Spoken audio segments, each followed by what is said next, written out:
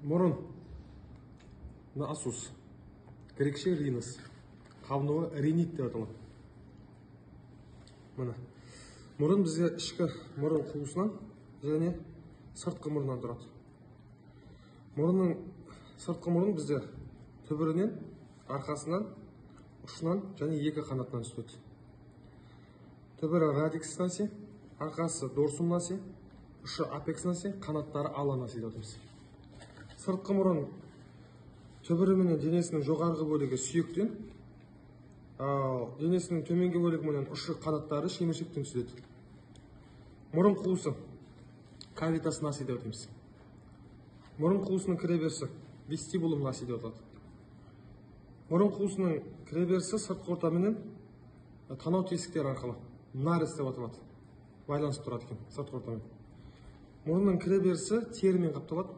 Бұл жерден шаш түктерін және көптеген май бездерін көруге болады.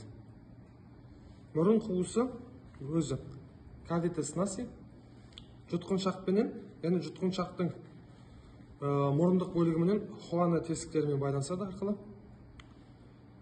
Негізінен бет және ми сауыты сүйектерінен түзіледі. Мұрын қуысы шырышты қабатпен қапталып, кірпікшелі эпителийден тұрады. Мұрын қуысының дәл ортасынан тор сүйектері арқылы теңдей екі қуысқа бөлінеді.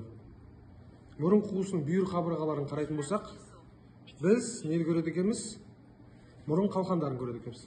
Жоғарғы мұрын қалқанын, ортаңғы мұрын қалқанын және төменгі мұрын қалқанын көреді екенбіз.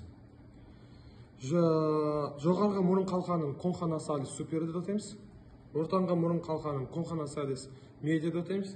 Төменгі мұрын қалқандарын конхонасалис инфериор деп атаймыз. Осы көріп тұрсаңыздар, қалқандардың арасында жіңішке мұрын жолдар өтеді екен. Жоғарғы мұрын жолы, ортаңғы мұрын жолы және төменгі мұрын жолы. Meatus nasalis superior, meatus nasalis media, meatus nasalis inferior. Әрбір мұрын жолдары жіңішке. Мұрын қуысын түзуге қатысатын бет және ми сауыты сүйектеріндегі ауалы қойнаулармен байланысады екен. Жоғарғы мұрын жолы, оны көріп тұрғандарыңыздай маңдай сүйегінің маңдай қойнауымен және сынатарзы сүйектің ауалы қойнауымен байланысады. Ал ортаңғы мұрын жолы бұл жоғарғы жақ сүйегінің гаймор қойнауымен, сосын тор сүйегінің торды табақшаларымен байланысады екен. Төменгі мұрын жолы өз кезегінде көз жас өзегімен байланысады.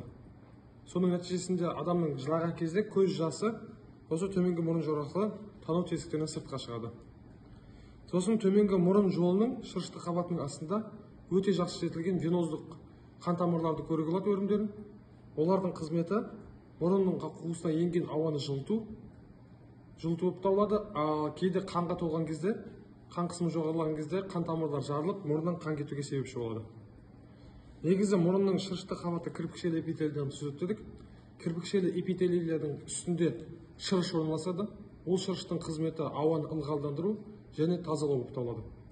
Ол шырыш кірпікшелердің қозғалысыменен жұтқыншаққа қарай жылжиды, сөйтіп мұрынның тазару қызметі жүзеге асады.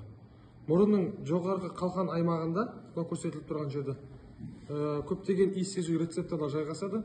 Сол үшін осы жерді иіс сезу аймағы деп атайды.